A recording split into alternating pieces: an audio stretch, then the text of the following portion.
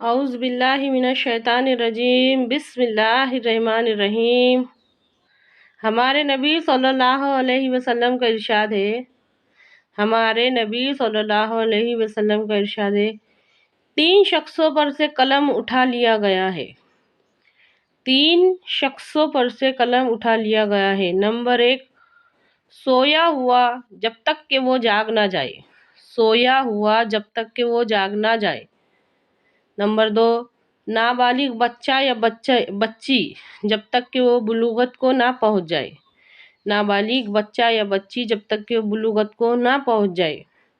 Number 3، پاگل یا مجنون انسان جب تک کہ اس کو عقل نہ آ جائے، اس کو ہوش نہ آ جائے، اس کو سمجھ نہ آ جائے۔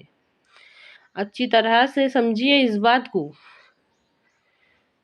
اگر سمجھ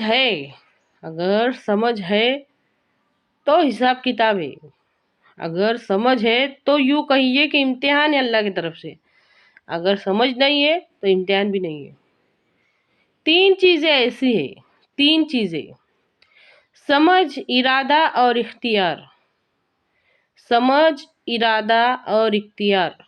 اگر انسان کے اندر یہ ہے تو امتحان ہے، ورنہ اس کے واسطے امتحان ہے نہیں۔ اللہ کے واسطے بات کو سمجھو اور یہ بھی غور کرو کہ کیا یہ تین چیزیں ہمارے اندر ہے۔ اچھی طرح سے سمجھیے اس بات کو، کیا یہ تینوں چیزیں ہمارے اندر ہے؟ تو آپ کو جواب ملے گا کہ ہے، اور اس کا استعمال بہت کرتے ہیں ہم دنیا کے واسطے بہت کرتے، دنیا کمانے کے واسطے، دنیا حاصل کرنے کے واسطے، چھوٹی چھوٹی چیزوں کے واسطے بہت ارادے بھی بنتے ہیں، اس کے اوپر عمل بھی ہوتا۔ اللہ کے واسطے غور کرو اس بات میں۔ اگر ہم یہ سب غور کرنے لگیں گے نا تو ہمارے واسطے آگے کے راستے کھلتے چلے جائیں گے۔ اللہ کے واسطے بات کو سمجھو۔ قرآن پاک میں اللہ تعالیٰ ارشاد فرماتا ہے سورہ بلد میں، الم نجل لہ عینین، بھلا ہم نے تجھ کو دو آنکھیں نہیں دی، وہ لسان و شفتین، اور زبان اور دو ہونٹ نہیں دیے۔ اس کے بعد فرماتا اللہ تعالیٰ وہدینہ النجدین، یہ سب چیزیں بھی دی اللہ تعالیٰ فرماتا ہے، اور ہم نے تم کو ہدایت کے دونوں راستے بتائے، دونوں۔ اچھی طرح سے سمجھیے اس بات کو۔ کون اتنا نہ سمجھے کہ اس کو صحیح اور غلط نہیں سمجھتا، کہ یہ صحیح راستہ ہے اور یہ غلط راستہ ہے؟ ہم کو سب سمجھتا ہم کو، کیا دونوں ہدایت کے دونوں راستے بتائے کہ یہ صحیح ہے غلط ہے، لیکن انسان اپنی بے صبری کی اور جلد بازی کی وجہ سے ہدایت کا راستہ چھوڑ کے گمراہی کا راستہ اپناتا۔ انسان کو جلد حاصل ہونے والی چیز، دنیا جلد حاصل ہو جاتی نا، وہ چیز پسند ہے کہ میں دنیا میں ہر چیز کا نتیجہ جلدی مل جائے میرے کو۔ اللہ کے واسطے بات کو سمجھو۔ سمجھ، ارادہ اور اختیار، یہ سب چیزیں اللہ رب العزت کا علم کامل ہے۔ اللہ رب العزت کا علم کامل ہے۔ قیامت تک کے آنے والا جو انسان دنیا میں جتنی بھی مخلوقات ہے، جو بھی وہ دنیا میں آ کر نیکی کرنے والے ہیں یا گناہ کرنے والے ہیں، وہ کیا کرنے والے ہیں، وہ اپنے واسطے جنت کمانے والے ہیں یا جہنم کمانے والے ہیں، سب کے سب ہمارے رب کو معلوم ہے۔ اللہ تعالیٰ کو سب معلوم ہے کہ یہ بندے نے کیا کرنا ہے، یہ پاس ہو کے جائیں گا کہ یہ فیل ہو کے جائیں گا۔ اگر اللہ چاہے تو اپنے علم